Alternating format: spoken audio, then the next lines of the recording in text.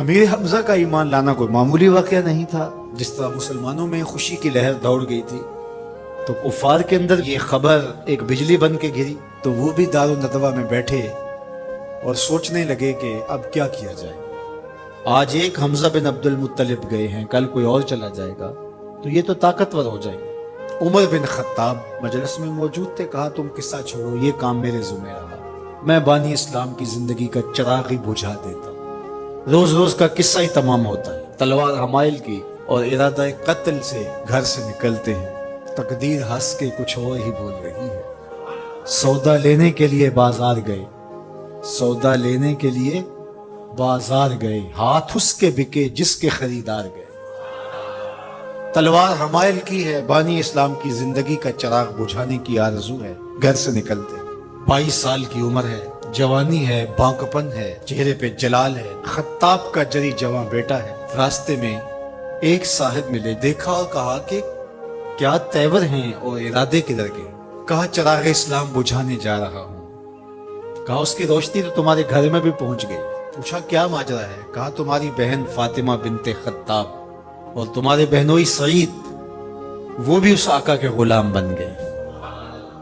بس غصے میں بہن کے گھر پہنچتے ہیں اور دروازے کو دستک دیتے ہیں۔ اندر قاری قرآن ان کو قرآن سکھا رہا ہے۔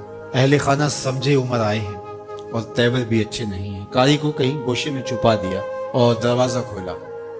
دروازہ کھولنے کی دیر تھی کہ بہن پہ ٹوٹ پڑے، مار دھاڑ شروع کر دی۔ تم سابی ہو گئی ہو، تم نے آباء و اجداد کا دین چھوڑ دیا ہے۔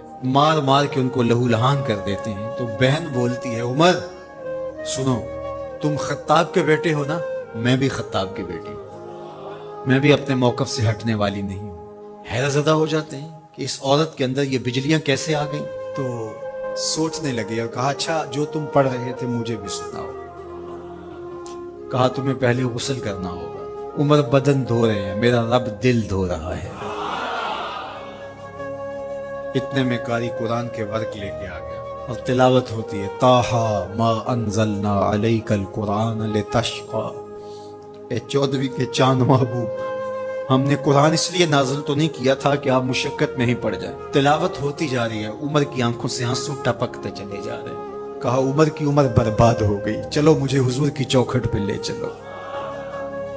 اللہ اکبر۔ دار ارقم میں حضور تشریف فرما تھے، تلوار اس طرح حمائل کی ہوئی ہے اور اسی حالت میں حضور کی دہلیز پہ جا رہے ہیں۔ دروازے کے سوراخوں سے دیکھا صحابہ نے، کہا کہ عمر آ رہے ہیں، تلوار ہے ہاتھ میں۔ تو حضرت امیر حمزہ نے کہا گھبرانے کی ضرورت نہیں ہے، اگر ارادہ خیر سے آ رہے ہیں استقبال کریں گے، خوش آمدید کہیں گے، بٹھائیں گے، عزت دیں گے، اور اگر ارادہ اچھا نہیں ہے تو اسی کی تلوار سے اس کا سر کاٹیں گے۔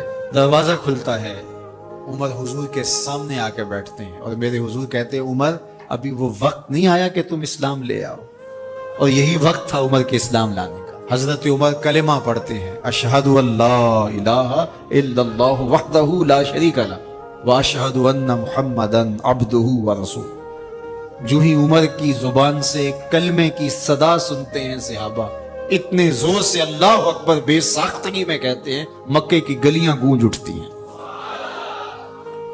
اللہ اکبر۔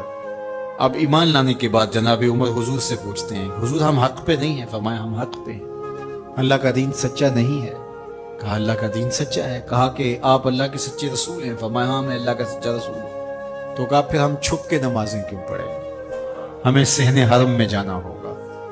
مسلمانوں کی 2 صفیں بنتی ہیں، 20-20 افراد کی۔ ایک صف کی قیادت حضرت عمر کرتے ہیں، ایک صف کے آگے حضرت امیر حمزہ چلتے ہیں، درمیان میں میرے حضور ہیں، اور صحن حرم میں پہنچ کے رب کی نماز ادا کی جاتی ہے۔ حضرت عبداللہ ابن مسعود رضی اللہ تعالیٰ عنہ فرماتے ہیں عمر کا اسلام لانا مسلمانوں کے لیے عزت کا سبب بنا، وقار کی علامت بن گیا۔